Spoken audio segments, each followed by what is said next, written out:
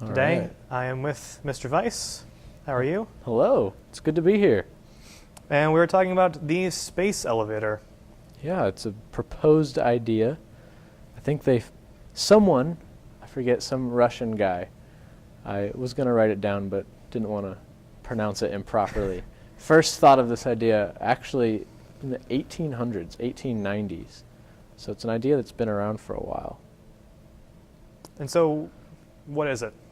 Just a little brief little summary of Yeah, it. so basically it's an elevator, per se, that would carry either people or things from some location on Earth up to another location out in technically space, but still within some parameter of Earth's gravitational field. So approximately like 20,000 miles away from Earth, but still within a close enough distance to Earth that you're not going to worry about bumping into the moon or anything.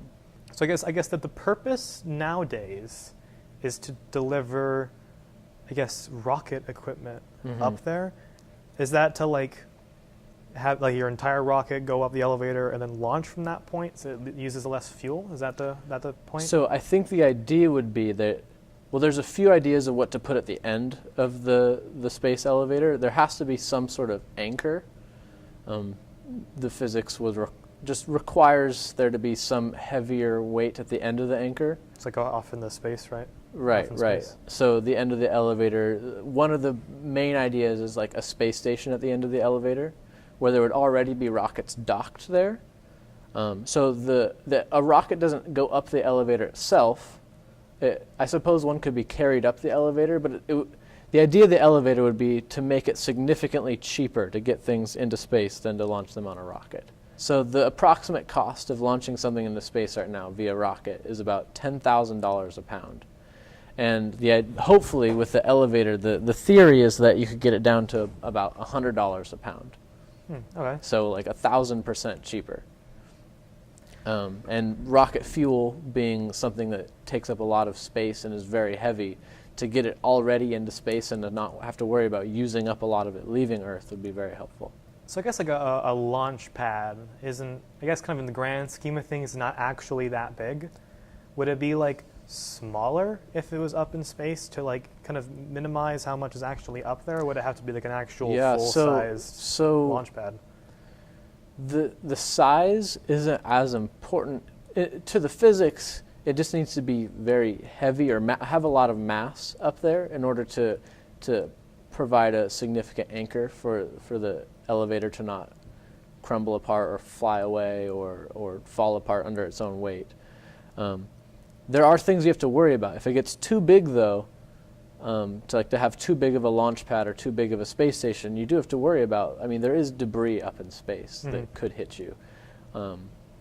Especially at that range away from Earth, there is still a decent amount of satellite debris or asteroid debris, things like that have accumulated up there from things that we break and don't really care about cleaning up. So I think it's a wire. Am I correct? There's something at the top, there's something at the bottom, and there's just a wire in between that carries it's sort everything? of like a big wire. So if you picture an elevator cable, the elevator goes up and down along the cable. So the circumference would have to be pretty big compared to normal elevators. So yes. If you were to guess the circumference, would that be what would it be? Well, it depends on the material they make it out of. Sorry. Right now, the idea is to make it out of carbon nanotubes, which is a hypothetical, or no longer a hypothetical material. It's been created in labs, and they've made it on a very microscopic level. That seems pretty expensive. Yeah, it's currently the technology doesn't exist in order to create it on a large macro level. I'm thinking diameter-wise, though, the cable would probably be, my guess, 10 meters wide. Well, it's definitely bigger than you would expect when you hear the word cable. Yes, definitely. But when your cable has to be 20,000 miles long, you need a pretty wide cable in order to support that.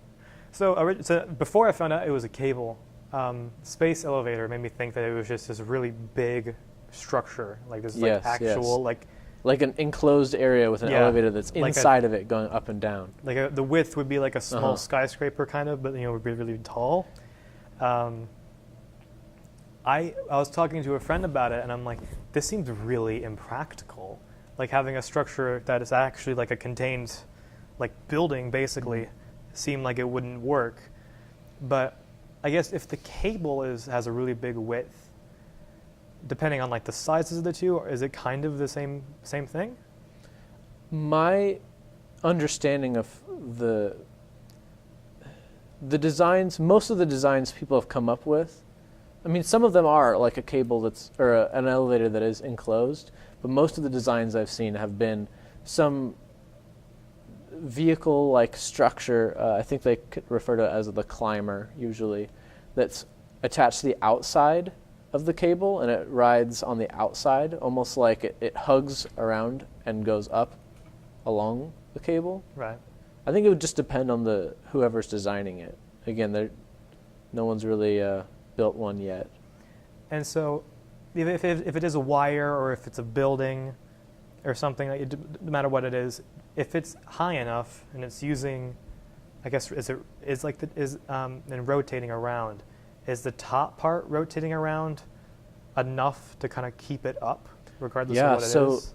So if you think of something that's that tall, I mean, right now the tallest buildings in the world are barely able to withstand the height that they're at because they're so heavy.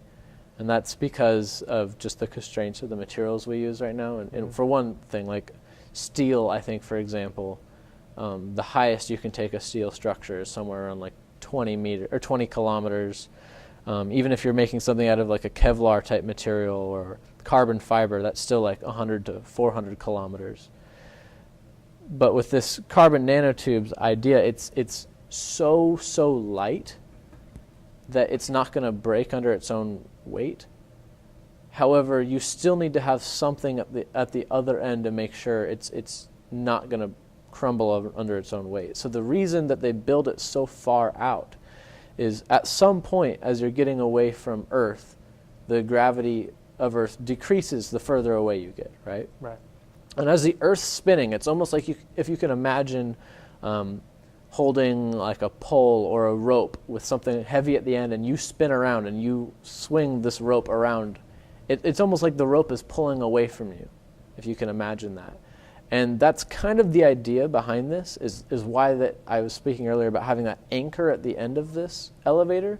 You want something with a lot of mass at the end of it, because as the Earth is spinning, the more mass at the end of this anchor, and actually the faster the Earth is spinning and the further out you can get it, is going to actually able to kind of counteract some of the gravity of it pulling inwards.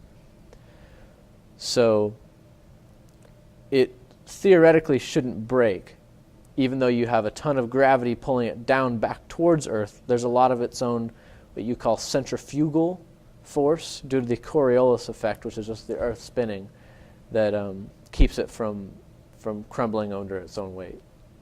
It's sort of like the gravity's pulling it inward, and this Coriolis effect, or this centrifugal force, is pulling it outwards. So if you were to make a guess, how far out does it actually need to go for all that? Yes, it goes out. Most of the ideas about it have it going out past what is called the geostationary orbital altitude. This is an altitude in which, if you've ever heard of a geosynchronous or a geostationary satellite, that's this altitude where if something's orbiting at that altitude, then it will always be above the same place on the Earth's surface. So it has to go up past that, and that's approximately up to like 22,000 miles away from Earth. It has to be the minimum distance in order for that to work. Is this like this carbon nanotube? I mean, this is entirely different, so we kind of talked about the moon thing. But this carbon nanotube, like in your class, occasionally we watch engineering videos, and they always reference carbon nanotube. Like this is gonna be the it's thing like this like saves mystery, the world. awesome thing that might solve all our problems. Yeah. What is it? So, it's essentially a really, really, really thin layer of carbon. Carbon being the sixth element on the periodic table, and right now, for example, the end of your pencil is made out of carbon. It's made out of graphite, which is just a type of carbon. And now this idea of a carbon nanotube is to take a substance called graphene instead of graphite. Graphene is like a really, really, really thin layer of carbon. It's so thin that it's just one atom thick, but it could be really long and wide. And the idea is to take that and to roll it into a tube, to roll it on top into itself. And then to take a bunch of these layers and to roll them over and over and over and over on top of themselves. So it's essentially like you're creating, it's almost like if you take a one strand of a string is not very strong, but as soon as you braid it together into a rope, it becomes much stronger. So it's almost like, it's not necessarily braiding, but it's a similar idea as to why it gets stronger and stronger as you continuously layer upon layer these graphene layers. And eventually, that's why they call them a tube, because it's like these cylindrical tube-like layers. So where is this going to be built? That was a great question. I was thinking about this myself earlier. I haven't done enough research to figure out if there's an actual location anyone is considering, but there have been proposals that there would be a location, an anchor point maybe for the elevator out in the ocean somewhere. I think that the idea of it being in the ocean would be under the assumption that lots of countries would come together and try to build this. So to build it in one country would be maybe unfair if it was something that the entire world wants to use. So the idea is currently, if it was to be some public thing or something made by like maybe the United Nations, that it would be out in the ocean somewhere so that it would be under international waters law or something like that. I just thought of, since it is being built in the ocean, it becomes another question of you got this thing you gotta build in space and you got this thing you gotta build underwater, right? So if it's in international waters, it's pretty far out. It's pretty deep at that point. Yeah. So it would be like an entirely new project, just trying to go downwards, trying to go out that far down. Yeah, that takes a lot. I've seen actually some designs that incorporate a mobile platform that it's built off of. So it actually doesn't have to be anchored to the bottom of the ocean. How they would build that, I'm still not quite sure. That seems like it just wouldn't work. Like you'd have a mobile platform, it moves, and that seems like it would just mess up the angle and mess up like the direction of the thing at the top. Yeah, there'd have to be a lot of different things going on. So I would probably think that an anchor down at the bottom of the ocean is most likely. But yeah, I mean, in order to do that, I'm guessing, unless some other new technology is made, I mean, I guess you could anchor it to the bottom of the ocean with also carbon nanotubes, which would actually make it a lot easier. But right now, if we were going to build something like that, you'd have to you'd have to build a dam, like a cylindrical dam to the center, or from the center of where you're trying to build it down to the base of the ocean floor, and then pump all the water out so you have like this empty space in the middle of the ocean, and then pour concrete down that, which that would be ridiculous. I mean, the Golden Gate Bridge was built. There's one of the bases of the Golden Gate Bridge, they had to do something like this, and it was incredibly expensive. I mean, that was built like some number of years ago, like decades ago, but still, it's a lot of work to do something like that. When do you think this will be built? Like a year, like an estimated year? My estimation is that if I was to be ultra realistic, I estimate this will never get built. If it was to be built, still disregarding what I just said, probably like 200 to 300 years is my guess. Not anytime soon. So 2217? 22, I'd say between the year 22 to 2300. That's my honest guess as to when this. I mean, I'm not an expert. That actually seems kind of reasonable, I'd say. I mean, trying to figure out all the carbon nanotubes, trying to figure out all of that. Space Elevator 2300. All right, I'm waiting to see Let's that make it movie. happen.